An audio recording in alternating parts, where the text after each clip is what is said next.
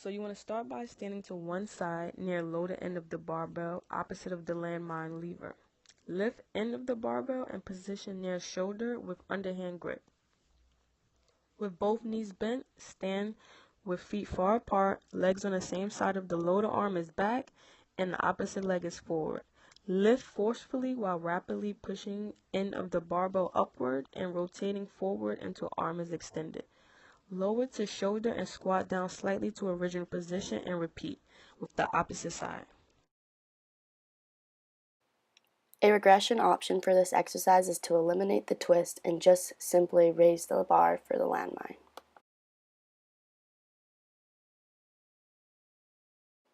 Squats are a sagittal plane movement. They increase your strength and endurance in the glutes, hamstrings, and quad muscle groups. To begin, stand with your feet shoulder-width apart and cross your arms over your chest. Begin by flexing your knees and hips, sitting back into your hips. Continue to full depth if you are able to, and quickly reverse the motion until you return to the starting position. As you squat, keep your head and chest up and push your knees out. A progression of the squat is to use a 25-pound med ball and squat with that at chest height. A good regression exercise for the bodyweight squat is to squat with your back against the wall. This exercise is good for people who have problems with balance and their knees. Here we have the horizontal external rotation with band. You want to stand with your feet shoulder width apart, maintain a neutral spine, and keep your shoulders square. Start with your arm at a 90-degree angle and your elbow tucked into your side. Now you just want to laterally rotate your arm, keeping your elbow tucked and at a 90-degree angle until you feel a slight strain in the shoulder socket. Return arm into starting position and repeat this movement.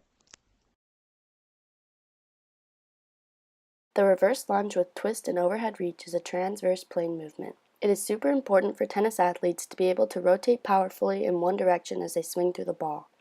And it is even more important for them to be able to control their body to slow down to a stop immediately within milliseconds. Start standing tall with your arms hanging at both sides. Step one foot back into a lunge while lowering hips until front knee bends to 90 degrees and the back knee grazes the floor.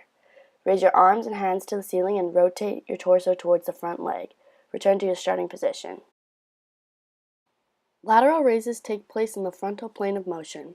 They correspond with the tennis athlete because strengthening the shoulder joints give athletes more power in their swing. It also plays the role in the follow-through of a swing by preventing rotator cuff injury. Stand in an athletic position with a set of dumbbells hanging at your side and palms facing towards each other. Maintain a slight bend in the elbows, raise your arms out to the side until they are parallel with the ground. Pause and then slowly return the weight back to the starting spot.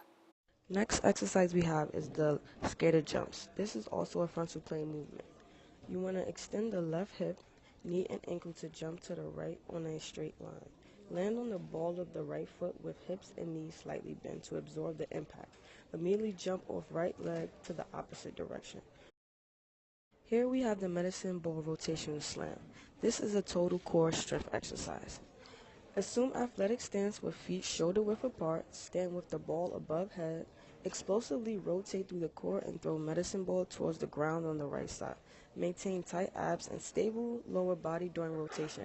Reset with medicine ball and switch to the left side.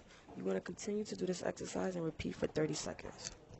The goal is to get each leg in each square as fast as possible while maintaining an athletic stance and looking forward. Lateral ladders is a frontal plane exercise. Stand sideways in front of the ladder, place both feet inside each square starting with the left or right foot. Keep body weight on the balls of the feet and progress down the ladder to the end, and then exit the ladder and repeat, but switch your starting leg from left to right or right to left. Ultimately, our phase 1 is a full body strength circuit, which is overall 16 minutes long. There will be 3 sets, and every exercise will be 30 seconds of work. After each set, there will be a 2-minute active recovery.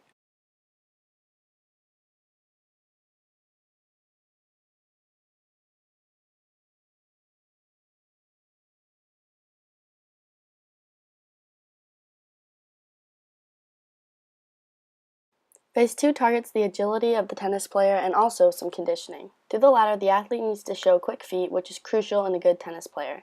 In Phase 2, we will also target basic movements like the side shuffle and drop step.